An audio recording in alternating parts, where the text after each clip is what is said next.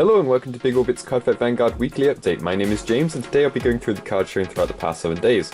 Aqua get the most support this week, starting with the Grade 1 Calm Assault. This card could be the replacement for Theo and has auto rearguard circle when it attacks if it's the 3rd battle or the 4th battle of the turn, costs Soul Blast 1 and that unit gets plus 5000 power until the end of the battle. It doesn't have to rely on hits, though could use up the soul pretty quickly. Still great to get important numbers and help you restand your normal. Speaking of Maelstrom, we finally have his second form, Blue Storm Supreme Dragon Glory Maelstrom.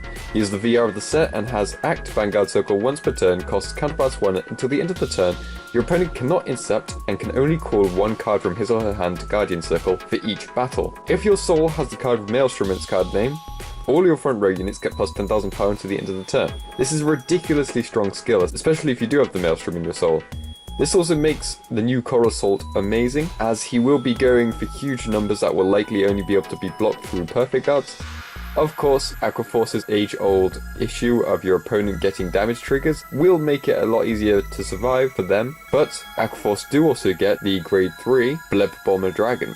It's a giftless one, but has auto rearguard circle when your opponent's damage check reveals a trigger during this turn. Cost, retire this unit, choose one of your opponent's units, and it gets minus 10,000 power until the end of the turn. This allows you to continue your assault happily, and if you would get multiple on the field, you can not only nullify the trigger's power, but also make them go lower than base power. Skeleton Sniper is a Grade 1 for Granblue and has skill of auto. When it's retired from rearguard circle, put 2 cards from the top of your deck into the drop zone.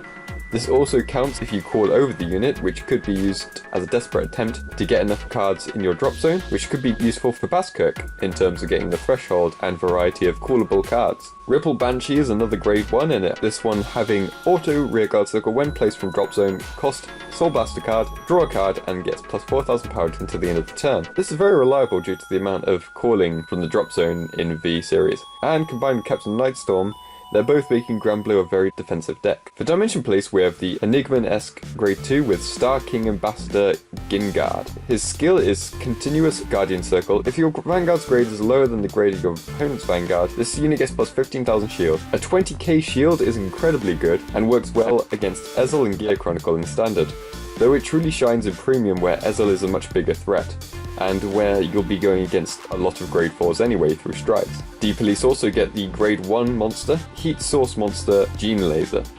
This skill is Act, Vanguard Circle, Rearguard Circle, once per turn, cost Rest Guard, and this unit gets plus 10,000 power to the end of the turn. This is from a similar vein to that of Dayusha, but also works amazingly if units are going in the soul anyway, like with Lethal Toxin monster Dakgiro.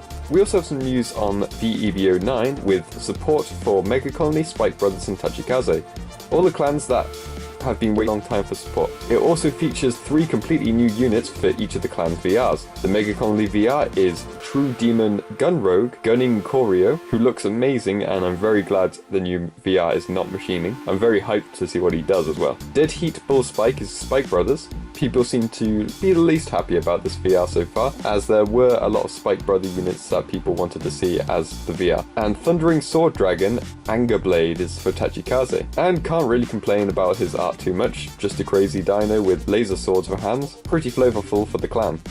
2 other cards that have been were Bad End Dragger, the old Break Ride for Spike Brothers, and Unrivaled Blade Rogue, it's like the Break Ride for Mega Colony. And apparently it was confirmed that these cards will act similar to Break Rides, which will be interesting to see. And that's everything for this week. Be sure to check out next week when I'll be going through the cards shown throughout the next 7 days, and I hope to see you next time. Bye!